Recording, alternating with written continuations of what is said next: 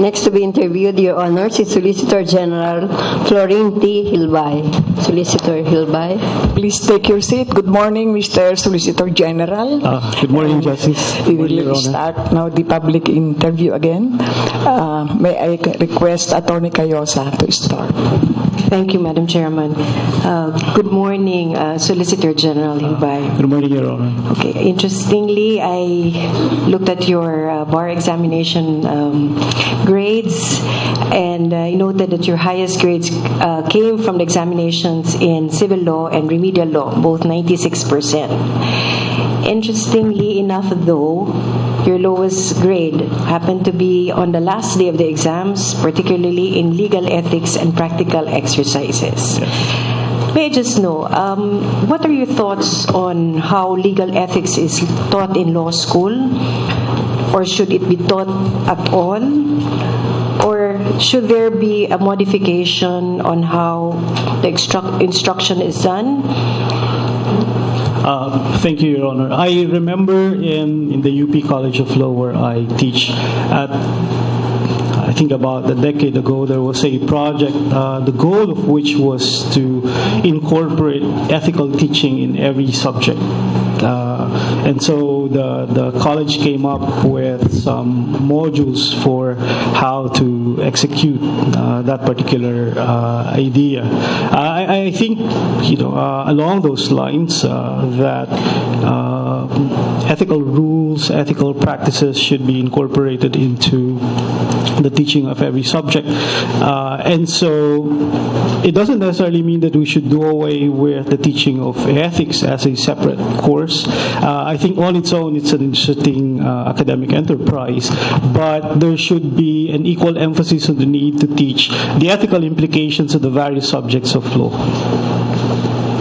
Do you believe that the current method of teaching legal ethics, which is to discuss the issues in legal ethics and judicial ethics and the code of code of professional responsibility and the canons of professional responsibility would be sufficient instruction to prepare future lawyers to become ethical lawyers? Thank you. I have never had a chance to teach the subject, and so I wouldn't know the current methodology of the members of the academe who teach the subject. What I do remember is that in my course in legal ethics, it was, I think, for the most part, rule-based.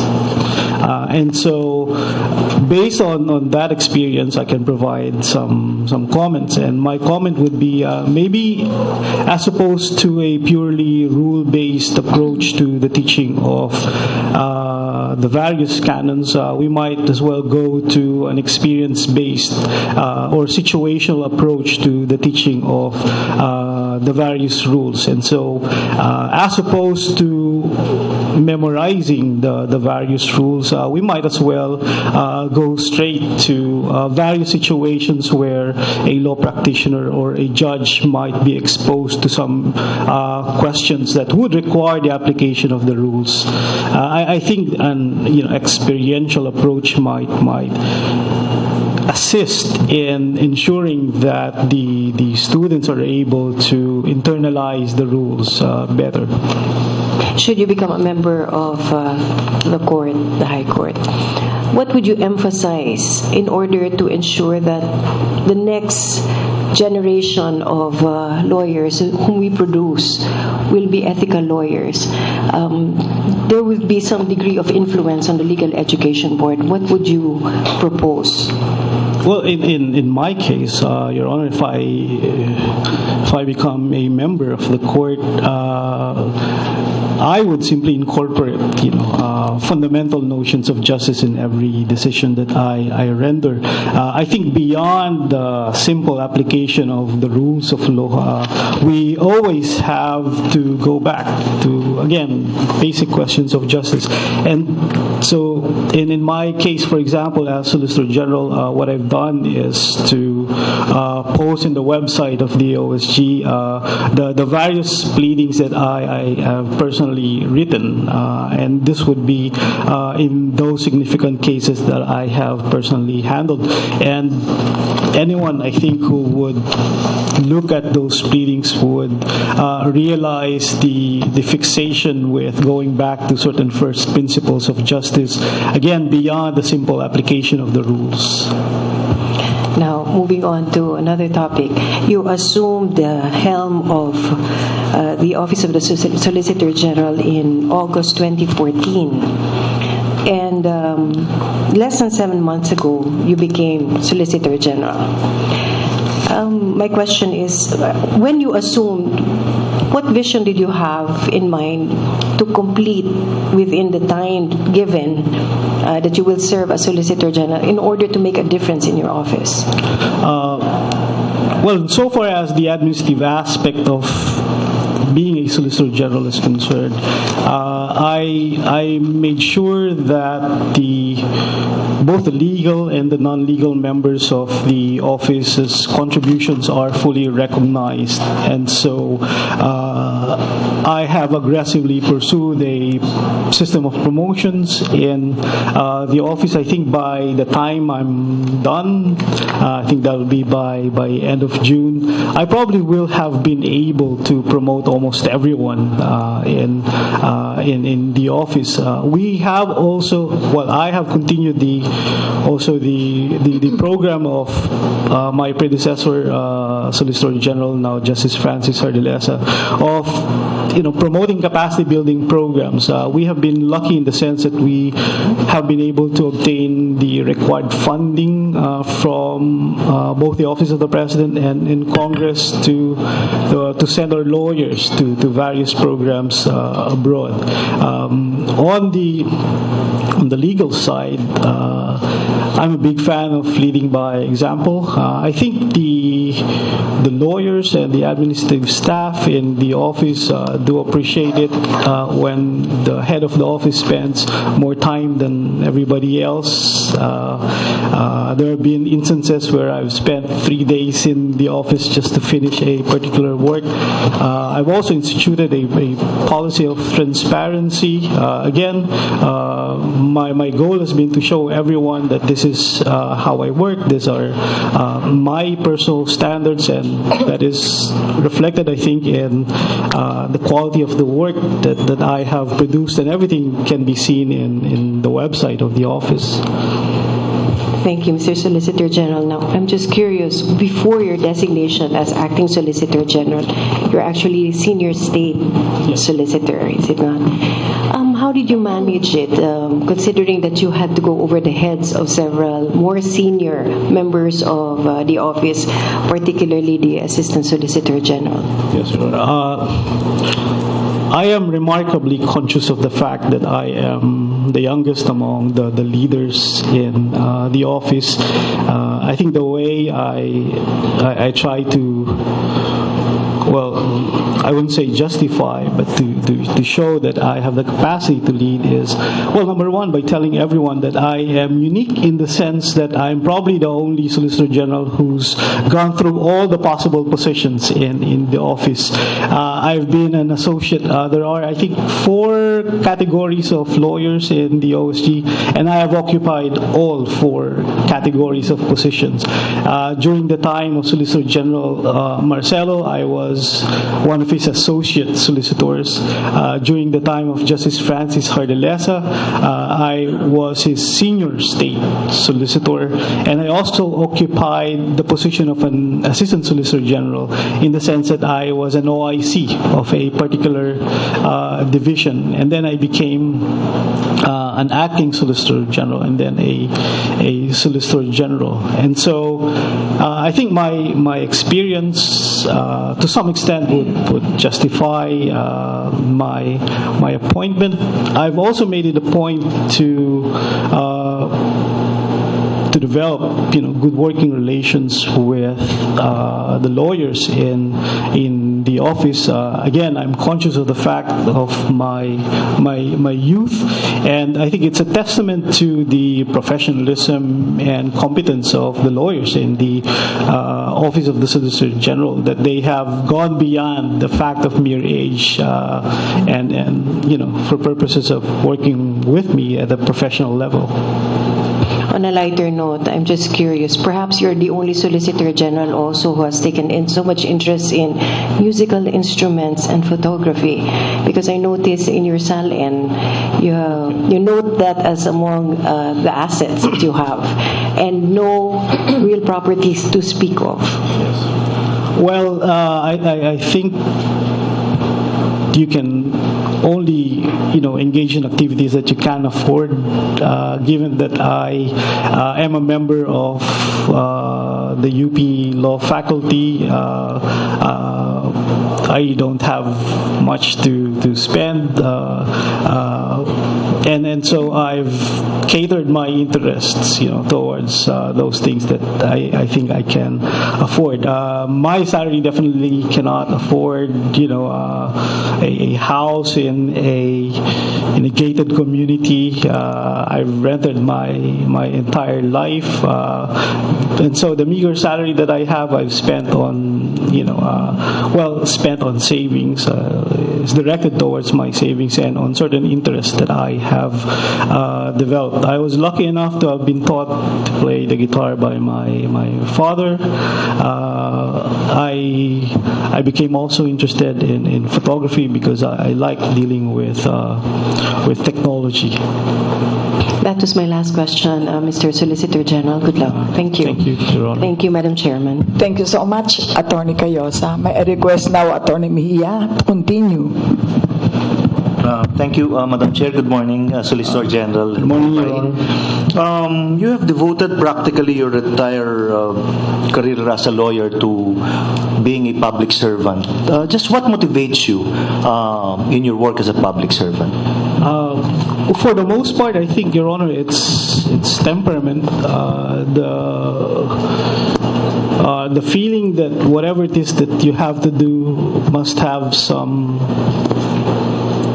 public aspect to it. I myself have tried to explain it, and the only way I can explain it to myself is that is my temperament, and I'd rather follow my instincts. When I passed the bar, or immediately after I graduated from law school, I was able to get some invites from the private law offices, but I knew immediately that I wanted to join the Supreme Court as a law clerk.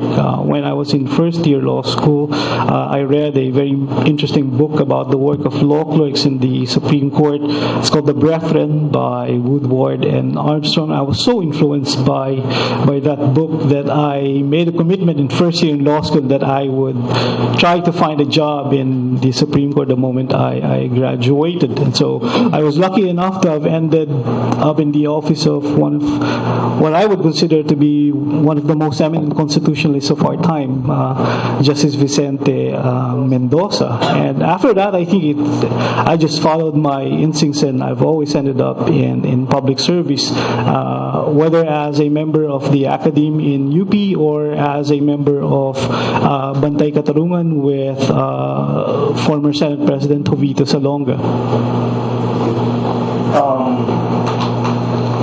What to your mind should really be the objective of judicial reforms? Well, at least, Your Honor, at the level of the Supreme Court,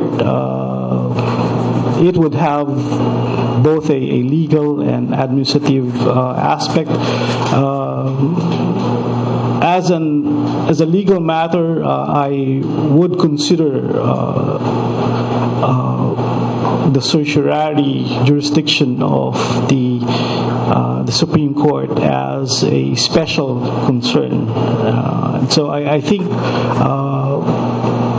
the court, for example, should decide less cases and devote more of its time towards a few cases with significant impact rather than deciding a lot of cases.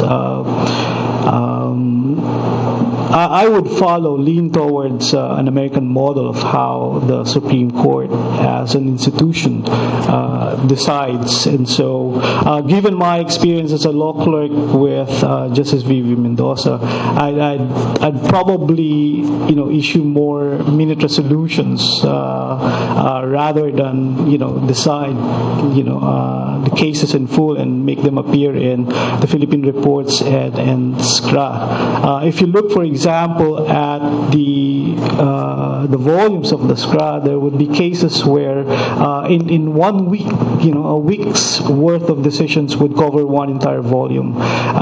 That would make for, and this is just my personal view, a rather noisy jurisprudence. I'd rather that you have a few decided cases that are definitive and clear on the major points of law, rather than a host of decisions that can easily be taken advantage of by litigants to cite whatever it is that they want to cite to suit their interests or advocacies. Well, having been with the Supreme Court before and now with your work as Solicitor General, how will you characterize the level of corruption in the judiciary, and what specific measures do you intend to introduce in battling the so-called corruption in the judiciary? Well, I was lucky enough to have been with a justice of the Supreme Court who is known for his integrity, and so I've never been exposed to those matters when I was with the Supreme Court. My familiarity with corruption-related issues would probably be based on my experience in Bantay Katarungan. I spent 7 years in Bantay Katarungan as a member and then as a vice chair with Senator Salonga and Judge Raul Pangalangan of the ICC. As a vice chair of Bantay Katarungan, our mandate was to assist the Judicial and Bar Council actually in the selection process for the various levels of the judiciary. What we would do would be to send our volunteers from the various law schools in Metro Manila, attend the hearings before the Judicial and Bar Council, make recommendations based on our inquiries. I think we in Bantay Katarungan were pioneering in the sense that we had the institutional support of the various law schools and the student volunteers in assisting the Judicial and Bar Council at the time, insofar as providing some investigative reports on the reputation of various applicants to the various positions in the judiciary. For my final question, you are a bar top-notcher. You topped the bar in 2000. You see, there are other applicants for the same position and other positions in the judiciary who have taken the bar more than once. Do you think an applicant who has taken the bar more than once is less qualified for the position? Not at all. I've written a lot about the subject, actually. My position is that the bar exam is simply a qualifying exam, no different from getting a driver's license. In fact, in some of my published writings, I have advocated for bar exam reforms, and one of the reforms that I wanted implemented was to do away with the bar top-notcher tradition. Why? Because one's performance in the bar exam doesn't really have any bearing on one's ability to practice law, regardless of how you define it. It's simply that we have this tradition of highlighting bar top-notchers for some reason, and so I definitely would not consider it, as a judgment on the competence or much less on the integrity of a person if he or she did not pass the bar during the first take. I think you have some famous bar flunkers in history. One of them would be the current presidential in the United States, Hillary Clinton. I think she's a very good lawyer. Thank you. I said that was my final question. Good luck, Solicitor General Hilbay, and thank you, Madam Thank you. Thank you so much, Attorney Mejia. May I request now Attorney Guevara to continue. Thank you, Madam Chairman. Good morning, Soljan. Good morning, Your Honor. I won't go into your qualifications in terms of competence and other professional achievements because I think you have a remarkable one. So I'd like to Thank you, Your Honor. propound questions on some other things like your views about the Supreme Court. What, in your opinion, are the most serious imperfections, if any, of the Supreme Court? Imperfection. Well, for one, I think the Supreme Court needs a new building, and so I'm quite happy that the Supreme Court will soon be transferring to a building of its own. I think it's long overdue. Insofar as other imperfections are concerned, I can't really think of any other than my concern over the certiorari jurisdiction of the court. I have been powerfully influenced by Justice Mendoza on these matters about the need to ensure standards about the way the Supreme Court accepts and decides cases. I remember, for example, in the DAC litigation, which I handled for Justice Francis Ardilesa, there was a question posed by some of the justices about what we think should be done with respect to the certiorari jurisdiction of the Supreme Court. And I hope I'm not divulging any confidences here, but at some point I actually proposed, as part of our memorandum in that case, an inclusion of a proposal for the court to adopt a rule of 7. In the United States, you have a rule of 4, which means that prior to a court accepting a case for decision, you have to have 4, one less than the majority for you to have to give due course to a particular petition. I would want something similar to be adopted by the Supreme Court. I think beyond the compliance with the technical requirements for deciding cases, you need to have some kind of a sense of a less than majority of the Supreme Court in bank cases, say 7 or maybe even 5 or 6, so that an initial vote can be had by the members of the court, telling basically the public that we are interested in this case because we think it is sufficiently important enough. And so I think that's a very good filtering mechanism. I'm concerned about the number of cases that the court accepts. So, for example, the notion of a transcendental importance exception to the jurisdiction of the Supreme Court, the grave abuse of discretion clause in the Supreme Court. I believe, and again, this is just my personal view, that there aren't really clear standards that will tell litigants and the public what they are, insofar as compliance with those standards are concerned. And so every time the Supreme Court says, well, we believe that this case is important enough for consideration, then that is the standard. And I do not think that it signals to the public what the rules really are when it comes to the decision in important cases.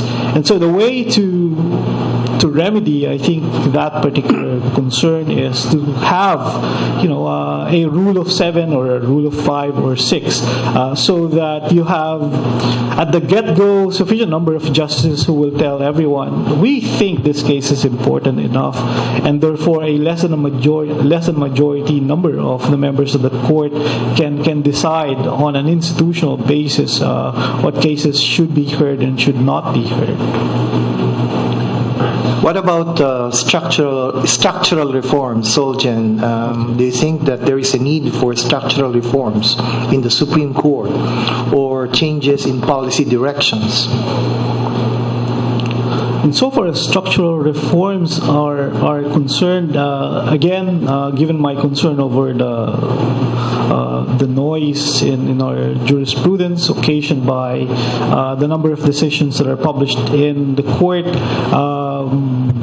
I'd probably, as a member of the court, ask my colleagues to sit down and really determine for ourselves what our priorities are, both at the division and the bank level, because if with the number of cases that the court decides, there might be some impact on the quality of the decisions. I remember at some point that the court had this objective of zero backlog, and it basically puts a lot of pressure on the justice to produce as many cases as they can. That is a good objective, of course, but there might be an impact on the quality of the decisions. You would want members of the court to have the temperament of scholars as well as the lifestyle of scholars, meaning they should have enough time to sit down and sit back, relax, and think about the big things, because they're creating policies. They're very different from lower court judges in the sense that lower court judges, they are really duty bound, in fact, to simply apply the rules.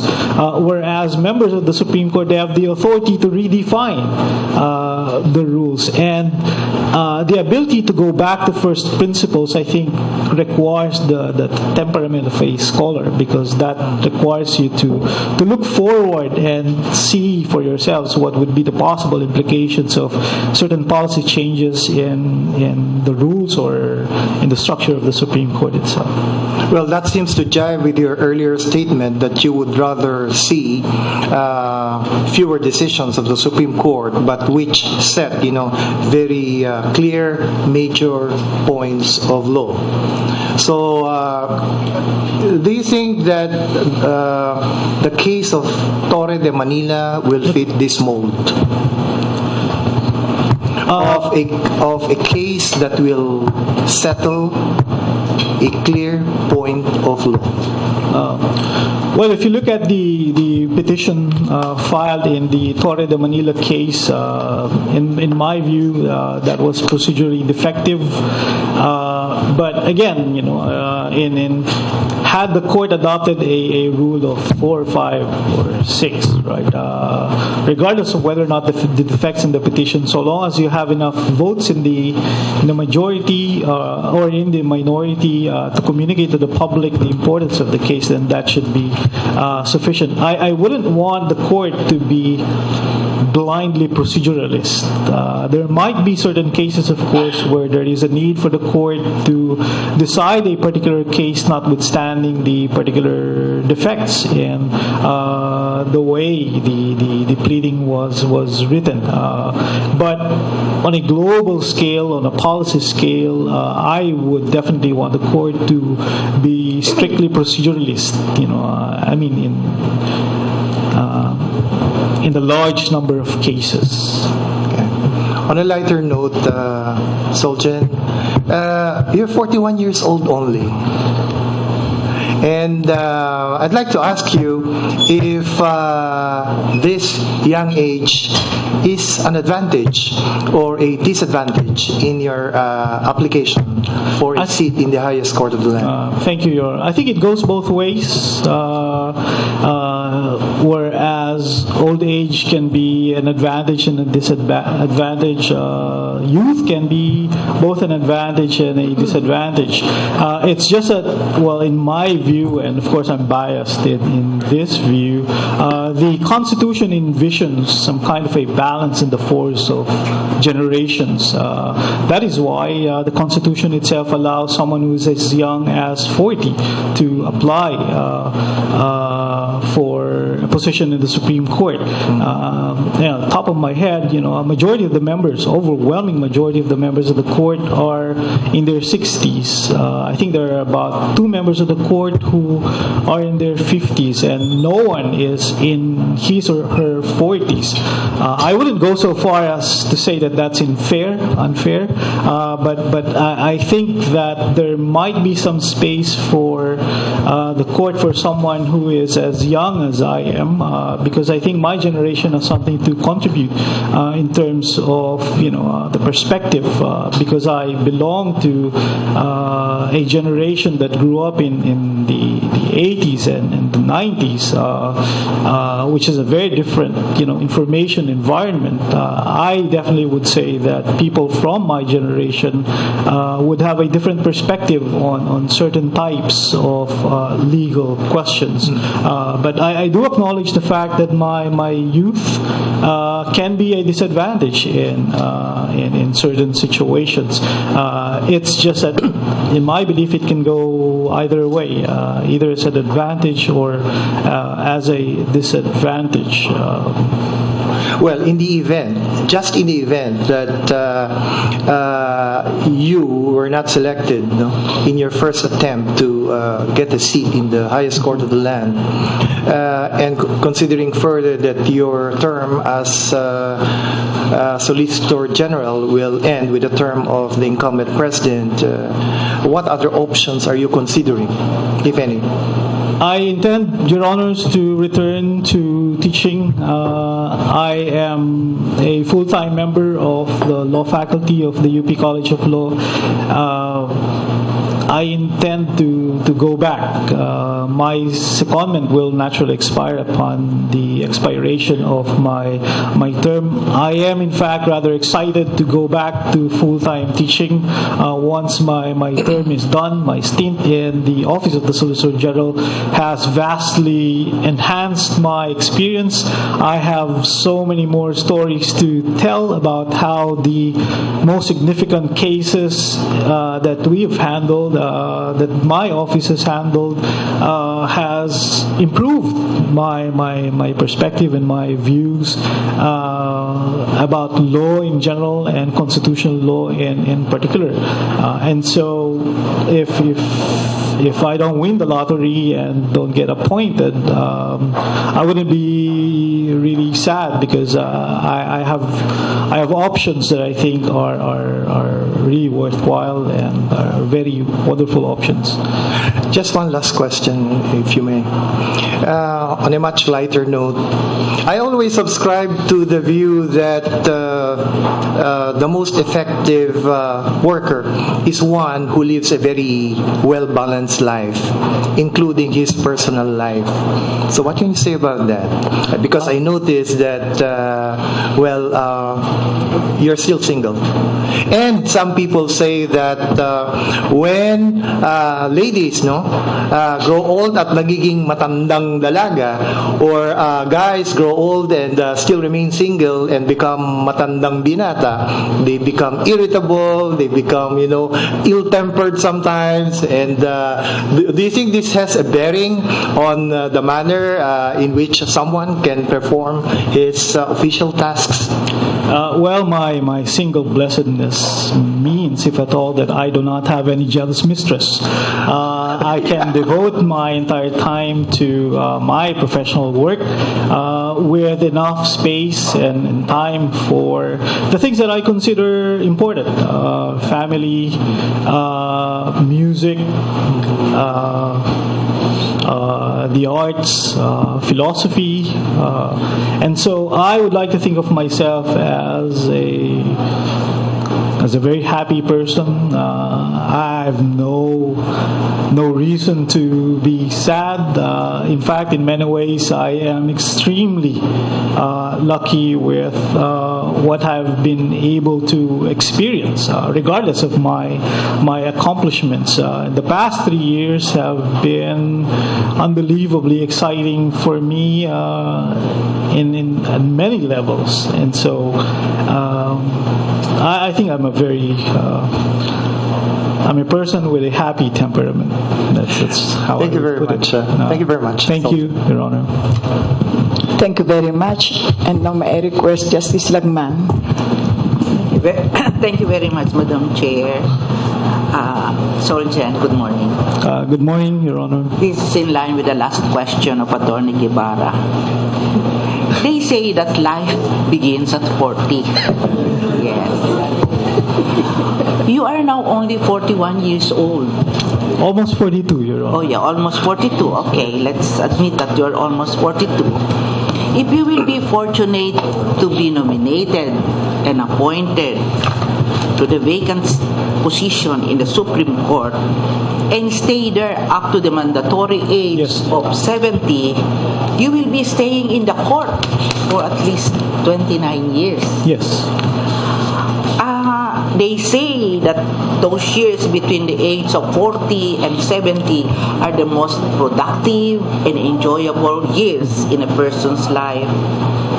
In the court, you will be spending most of your time in the confine of your office, within the confine of the four walls of your office, preparing decisions and resolutions.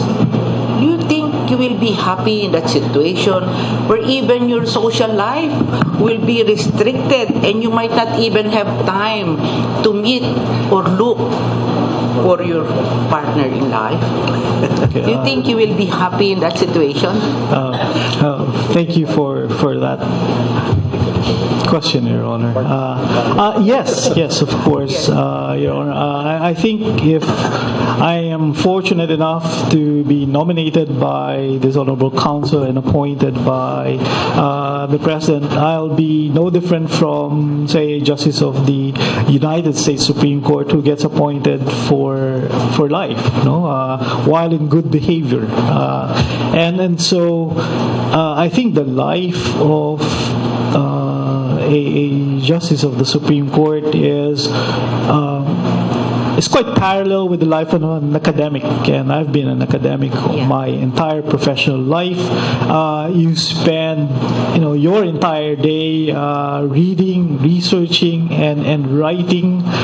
When you get fixated with an idea, you spend 1 or 2 weeks straight of your life just focusing your efforts towards the articulation of an insight on law. And so I think to that extent, what I've done in my 20s and my 30s has been geared towards a life in the chambers, so to speak. And so I do not see any significant change in the way I live if I get appointed. It's in fact jives with what I do generally.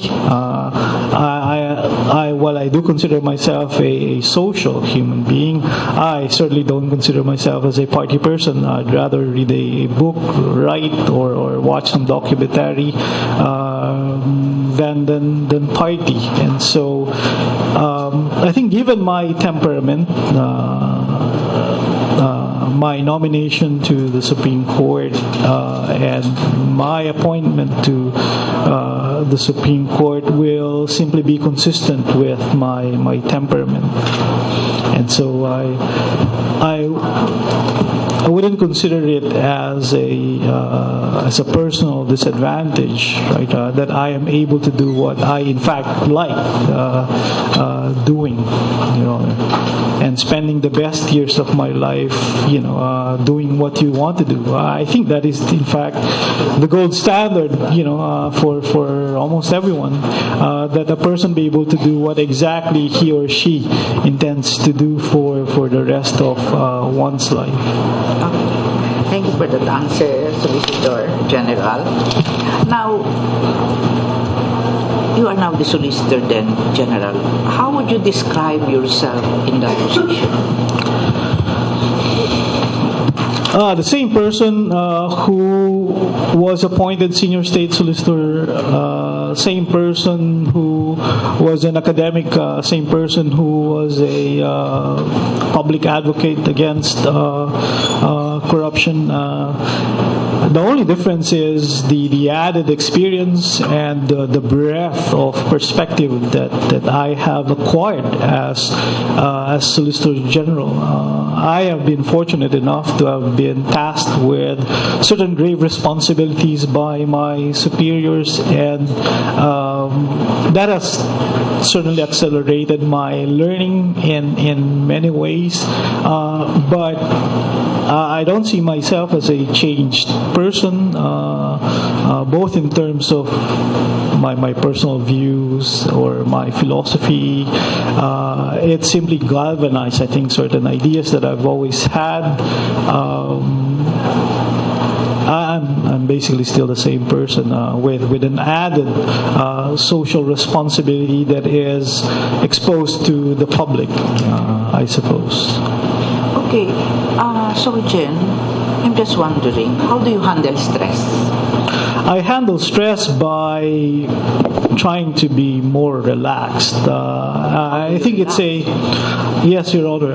Every time I sense stress,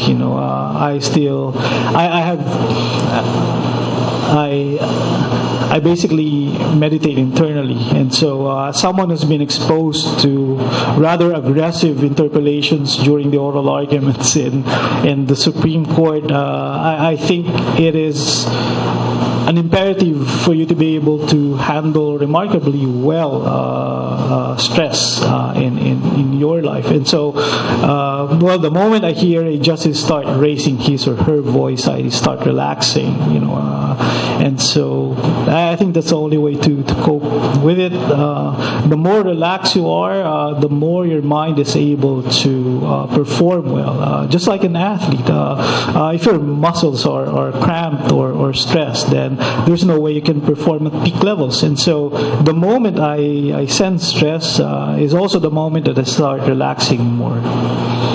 Okay, I remember one time you were featured in the front page of the Daily Inquirer. We were with your picture there while you were surfing. Are you still surfing? I haven't been able to do that for quite some time, Your Honor. I see.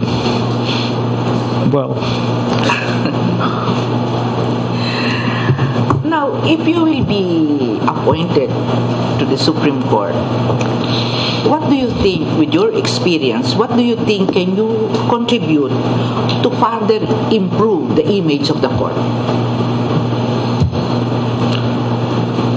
Well, I think, every associate justice's contribution would have to be on an incremental basis, and that would be reflected on the quality of his or her own decision. Given the fact that I am a scholar, I would consider myself to have certain standards in the way I think and articulate my own views, my personal confidence in the quality of my work is reflected in the fact that I have, in fact, published, online almost all of the important pleadings that I have written myself. I think it's a standard, that I have imposed on myself simply because of my belief that, based on my previous experience, my collaboration with certain mentors, right? I carry with me a tradition of thinking and writing that is of a different standard. Okay, so Jen, I'm just wondering, what are your thoughts on the so-called judicial activism as a check and balance mechanics over executive and legislative excesses. Okay. I think, Your Honor, that judicial activism has no substantive content. A person who is a philosophical conservative can be a judicial activist in the sense that he or she would impose his or her conservative values. A person who is overly progressive might end up being categorized as a judicial activist because of his or her penchant for deciding progressive cases. At a procedural level, a person can be considered an activist because of his or her penchant to decide a lot of cases and do away with the traditional standards for judicial review. Or it can go other way. A person can be a judicial conservative because he has very high standards for imposing certain procedural restraints prior to deciding the merits of a case. And so, in my view, it's really very difficult to define what judicial activism means, other than a penchant for going beyond the normal things that judges do. Okay, my last question. What do you think is the most difficult challenge faced by the judicial branch of government, most especially the Supreme Court today? And how can you contribute, if you will be a member of the court, to address the same? I think, Your Honor, that in the past 2 decades, the court has grappled with the question of how to deal with the intersection of 2 categories, law and politics. We live in very interesting times. We live at a time when so many people believe that a lot of political questions are in fact legal and constitutional questions, and so there is an apparent tendency to constitutionalize and legalize many of the what would otherwise be political debates in the Philippines, and the net effect of that is an enhanced pressure on the court to deal with what would otherwise be standard, questions for the political departments to decide, and so this exception, the transcendental importance exception to the adjudication of constitutional questions, the tendency of every Tom, Dick, and Harry to file petitions before the Supreme Court is simply a reflection of that tendency. And so I think the court at this point is still grappling with that particular question. How does it situate itself institutionally, right?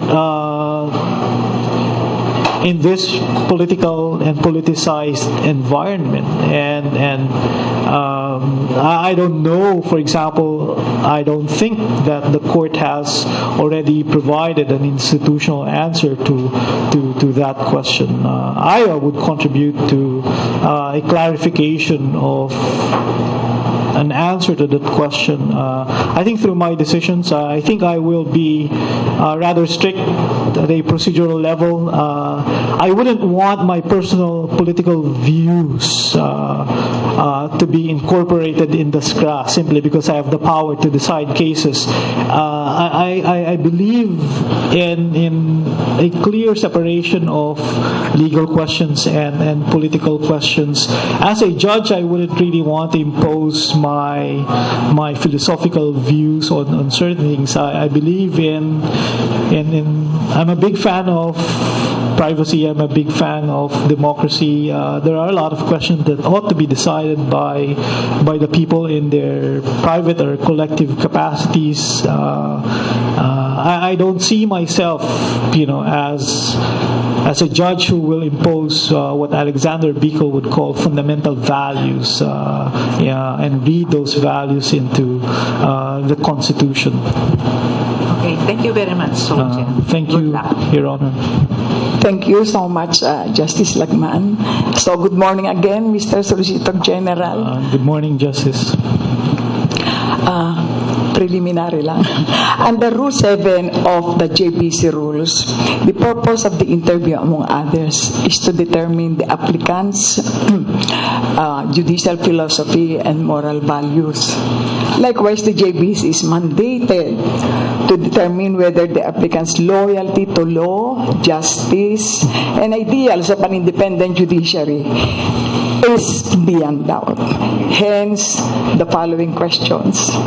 Okay. Preliminary again. I have been reading your book, Unplugging the Constitution. For my better understanding, what do you mean by unplugging the Constitution? I know the meaning of unplugging, but I don't have any idea. I don't know what you mean by unplugging the Constitution. Unplugging from where? Okay. How and why? Thank you, Your Honor, for the opportunity to explain the title of my book. Almost all of the articles written in that book were written after or during my LLM year in 2004-2005, and so I was fortunate enough to have spent 1 year at the Yale Law School to read about a lot of things and think about a lot of things and write about a lot of things. And so those were the years when I became less plugged into doctrinal discourses. As a lawyer, we are naturally predisposed to doctrinal arguments. Why? Because we are trained in a particular discipline. You can't make an argument without a legal basis. And so when I did my LLM year, I noticed the penchant of the institution to which I belonged at the time for purely political or philosophical discourses, meaning arguments and discussions about law that is not really based on hard law. And so I took advantage of that opportunity in order to develop, a purely normative conception of certain aspects of law. Meaning if a person were totally unplugged, meaning not devoted to an internal understanding of the law, what would be the types of debates that person would have? And so the articles in that book were written with that particular influence in mind, meaning even the themes in that article are decidedly non-doctrinal, right? And so I tried to approach certain legal concerns from a philosophical standpoint, from purely political standpoint, and that is how I would explain unplugging the Constitution. Many of our discourses about the Constitution are based simply on decided cases or on the text of the Constitution. About 10 years ago, my goal was to tell my audience, wait, if we weren't so attached to the decided cases, if we weren't so attached to a purely textual reading of the law, how would that change the way we engage in legal argumentation or engage in legal debates? How would that inform our legal views? And so, the articles in those, the pieces in that book would be conversations about the law from an almost non-legal perspective. Sorry for the long-winded answer. I'll be quoting some portions of your book. On page 154 of your book on the Establishment Clause, an anti-establishment view, you wrote, and I quote, "To the atheists, the experience of reading the preamble is one of ambivalence, if not alienation, because of its invocation of an Almighty God." Yes. It seems to me that because these twin words, Almighty God, according to you, an atheist is not included in the phrase, we, the sovereign Filipino people. since, as what you said, atheists are excluded, is it your view that the preamble should be amended or rewritten? Not at all, Your Honor. I think a core value that a judge should be empathy. The ability to look at things from the side of a person who belongs to someone with a minority view. I would consider myself a secular scholar in the sense that one of my research concerns would be the post-colonial status of the Philippines. And so the way I see, for example, the RH law would be a move towards the secularization of the Republic. Several decades ago, conversations about condoms, pills would have been taboo in the public sphere, for example. But today, it's ordinary conversation in Philippine society. We are actually now talking about, say, divorce or even same-sex marriage. And so I see that, Your Honor, as signs of a movement in the force of ideas. And I view it historically. Looking at the Constitution, Your Honor, it's simply a point that the invocation, for example, of an almighty being in the preamble might have some implications for someone who is a non-believer, right? And that is a logical point I am simply making. But don't you consider that the phrase "we, the sovereign people," includes, every Filipino, no matter what his or her religion is? Yes, of course, Your Honor. So, according to you, there is no need to reword or rewrite the preamble? Not at all, Okay. Your Honor. I think one of my research interests is the need to understand, the legalization of religious views in our Constitution. And so, for example, from a policy perspective, someone might want to question tax exemptions for religious entities, but it is included in our Constitution. And so a judge who wants to be faithful to the text of the Constitution will have to respect the fact that not only do we have a religious tradition, but that there are provisions in our Constitution that you cannot deny that are favorable to religious establishments. And again, that's simply because of our colonial history and even our post-colonial experience. Yes, you mentioned colonial history, colonial mentality. Anyway, the next question is, you also question Section 12, Article 2 of the Constitution, quoted as, "The state recognizes the sanctity of family life and shall protect and strengthen the family as a basic social institution. It shall equally protect the life of the mother and the life of the unborn from conception." You see, it's my opinion. Of course. Marriage is the foundation of family. But you want to delegalize marriage. According to you, you find legalized marriage as an unjust institution, and that therefore it should be dismantled from the clutches of law and thus do away with the family code.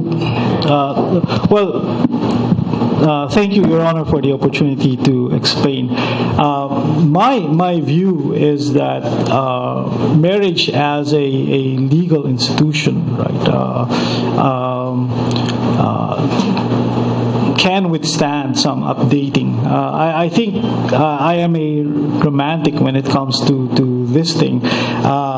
I always tell my students, one does not need to get married to validate how one feels towards another person.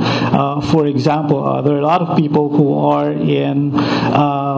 are married who do not live, happy family lives. And so my goal really is to try to look at the more fundamental values, I think, that are important to every person. And I think the fundamental fundamental value is the value of belonging, right?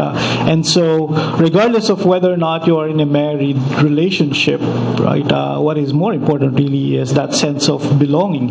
And that sense of belonging can extend beyond the marital boundaries. Some people would consider friendship to be more important than marriage in some instances. Some people would consider fraternity relations, sorority relations to be more important. Others would consider other forms of belongingness as equally important. And so, just for the avoidance of all doubt, Your Honor, that is a philosophical view. That is not an internal view of the law.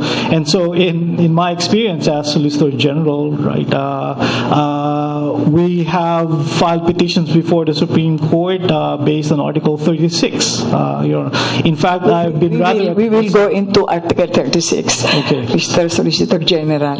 Anyway, in fact, it is your belief that marriage need not be between a man and a woman or a vagina and a penis. Marriage is merely a text or a word. As a combination of letters, it might be as well considered as a cat. So Yes, you Your don't Honor. believe in marriage at all. Not that I do not believe in Because marriage. according to Your Honor. it's a mere word and should not be legalized. That's why that might be the reason why you're still single at present. No, Your Honor. That piece is a philosophical piece, Your Honor, and I think, Your Honor, as a philosophical piece that is logically correct articulation of the meaning of the word marriage, but that has nothing to do with my belief in rule of law, for example. I do accept the reality that marriage is as a legal matter, is a fundamental and foundational social institution, regardless of my personal views.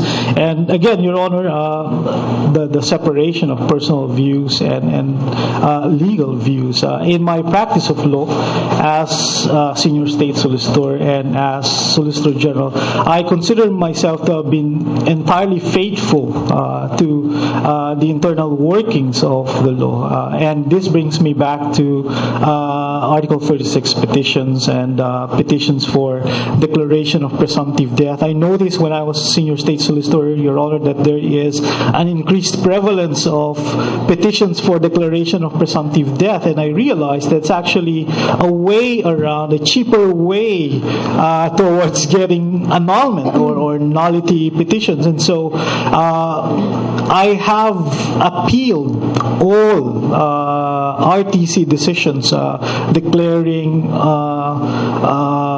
presumptive death of a particular person, given my view that it's a way around the law. And well, that is how I suppose I would answer that particular question, that regardless of my personal views, and those are personal views, I have remained entirely faithful to the inner workings of the law, and it's simply reflective of my view that I don't have any right to impose whatever personal beliefs I have, regardless of the status of the law.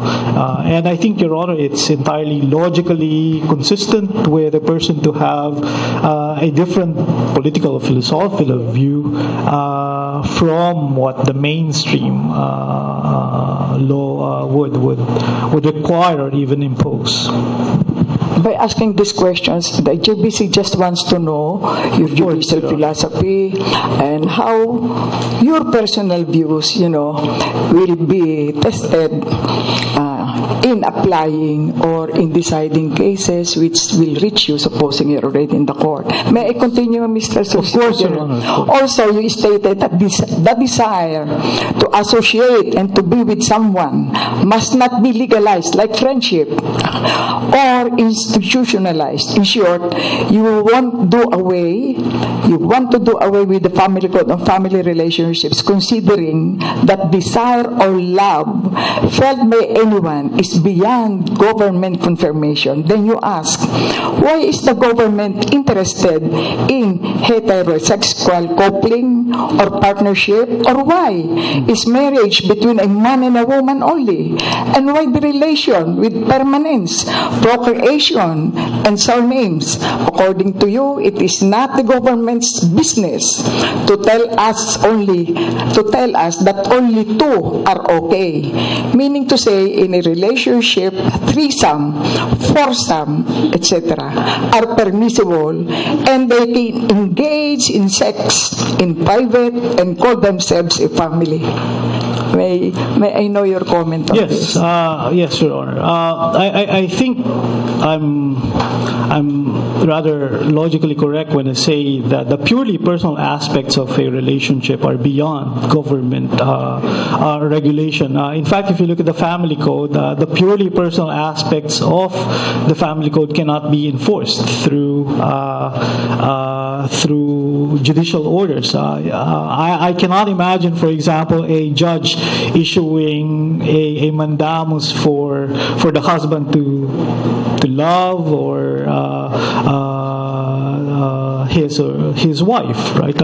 And so I think I'm being logically correct. As with respect to the notion of the membership of a family, I would simply go back to the notion of belonging. I think, for example, that a lot of people have various bases for attachment.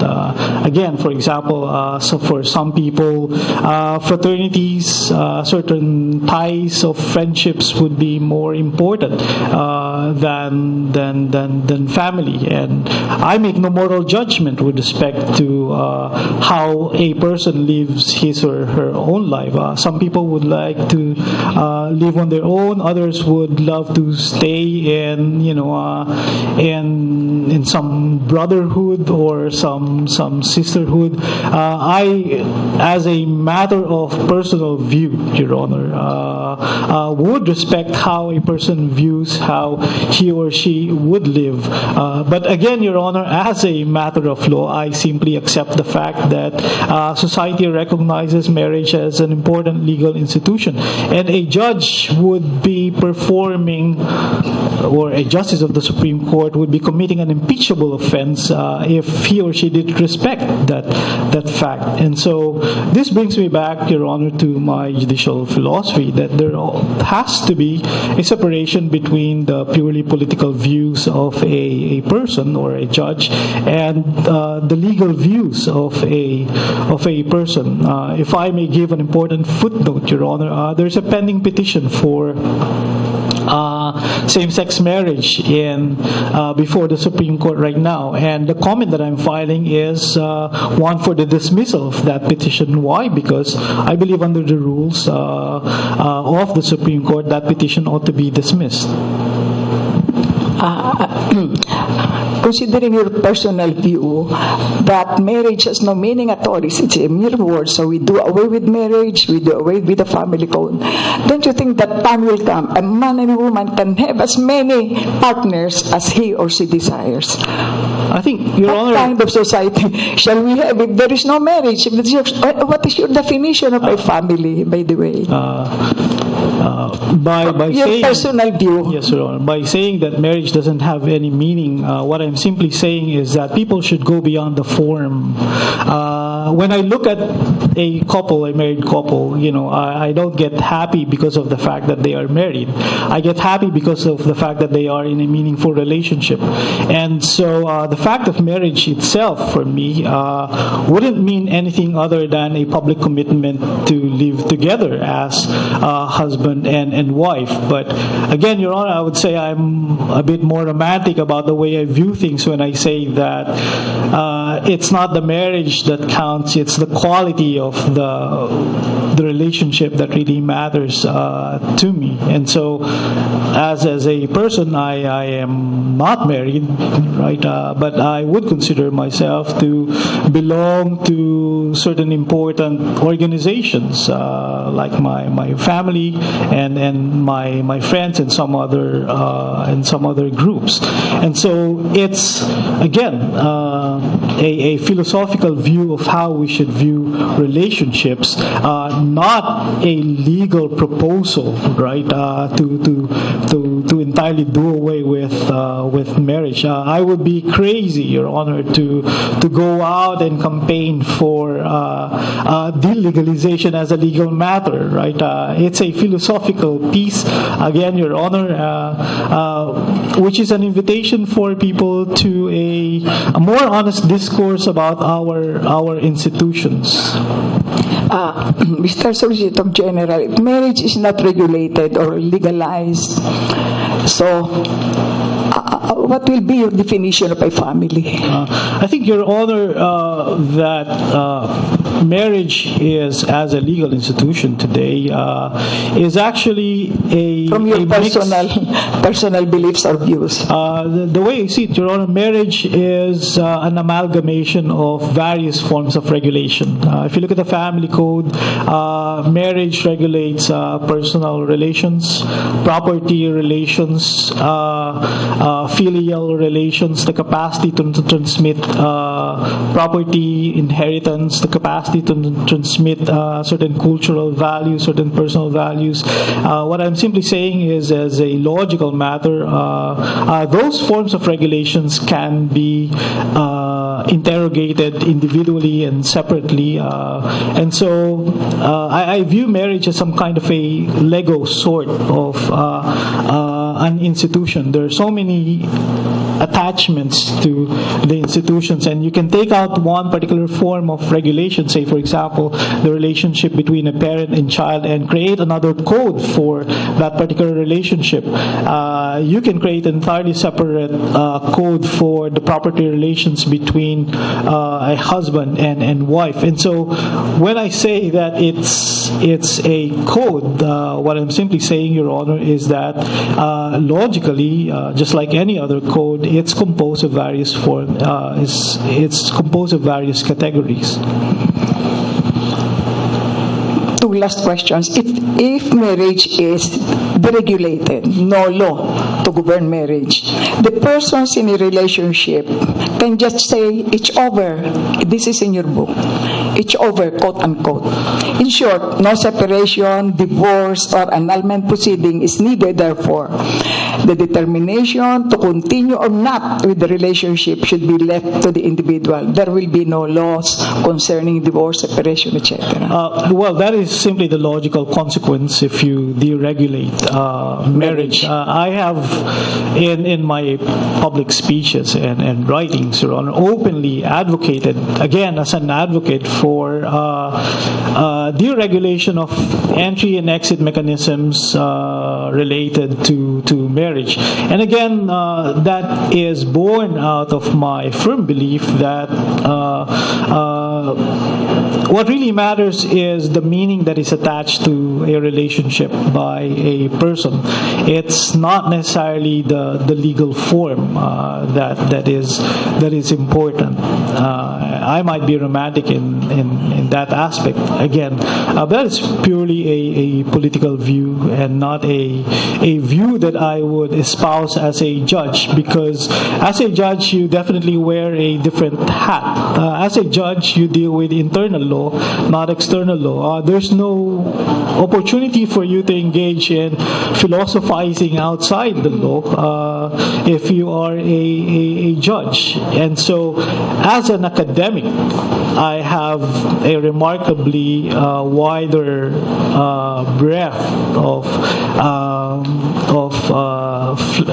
remarkably wider flexibility in the way I approach things. But as a judge, you deal with very high level of constraints. And again, Your Honor, I would think it to be unprofessional of a judge to apply a law beyond what the rules impose. from your personal view, if there is no marriage, if marriage is not regulated, all children born of couples without marriage will be considered legitimate? No, Your Honor. What I advocate again is for a separation of those categories. Again, you can have a separate code for the determination of the legal status of children. I'm not advocating that children be declared illegitimate, just because they are born. And in fact, my position in a particular case is tilted strongly towards the protection of the rights of children and foundlings. So this, in sum, this is unplugging of the Constitution and getting away with the family code. Anyway, in the event you are appointed as Associate Justice of the Supreme Court, you will take an oath, and this oath will complete the appointment. And in this oath, but first, I cannot understand this. Your personal views, how can there be a demarcation between your personal views and the laws? I think it's a core, Your Honor, value of the judiciary. It's an important, an indispensable requirement, right, for a judge to separate his or her personal views from his legal views. I might have different policy views over dinner conversation or coffee, right? But the moment I wear a particular hat, the hat of a judge, I take on a professional obligation to decide on the basis of the facts and the law. In the same way, for example, that I would consider it unprofessional for someone to decide on the basis of, say, one's views on biology or religious views as a way to decide cases. I would consider it entirely unprofessional of me to decide purely on the basis of my philosophical views. I certainly wouldn't want judges to decide on the basis of the fact that they are Muslims or Protestants or Catholics, right? I would impose the same standard on myself and require a separation of one's personal views from one's legal views. Last question. As what I said before, you will take an oath, and in oath you are nanunumpa. In English, you are swearing na aking itataguyod at ipagtatanggol ang salahikang batas ng Pilipinas, na tunay na mananalig at tatalima ako rito, at susundin ko ang mga batas, mga kautosang legal at mga dekretong ipinaiiral na may sadyang kapangyarihan. How can you itaguyod and defend the Constitution considering your personal views? And how can you believe or obey the laws when you are doing away with the family code? Meaning to say, maybe personal views can intertwine sometimes with these realities, Constitution and the laws. Don't you find it intriguing, difficult, or very complicated? I would find it curious, Your Honor. It's a matter of curiosity for me. But I think the most important reflection of how I articulate my beliefs is in how I have performed as Solicitor General. And as Solicitor General, again, I invite everyone to look at the things that I've done, the pleadings I have written, the way I have argued, and I am confident that anyone who searches and looks and analyzes would come up with the position that everything that I have done is consistent with my views of internal law, not external law. But I still believe you will carry along with you these personal views when you reach the Supreme Court. And I hope, you will just depend on the Constitution, the laws, but not on this book. You have unplugged the Constitution. How can you respect it and obey it, especially? Again, Your Honor, what I'm saying is it's a metaphor for an invitation for a conversation about our constitutional values outside the doctrinal framework. And I think in the academia, Your Honor, that is an important value that we should treasure, the ability of academics to go beyond the traditional boundaries. But again, of course, as a judge, you are bound by a different code of conduct. You cannot just say anything you want to say. You cannot believe anything you want to believe. As a professional matter, you have to perform based on work on the basis of the facts and the law. Last word, Mr. Solicitor General, I hope time will come that you will believe in the sanctity of marriage so that someday we will see that you have a spouse. Thank you. Thank you, Your Honor. Am I discharged? Thank you.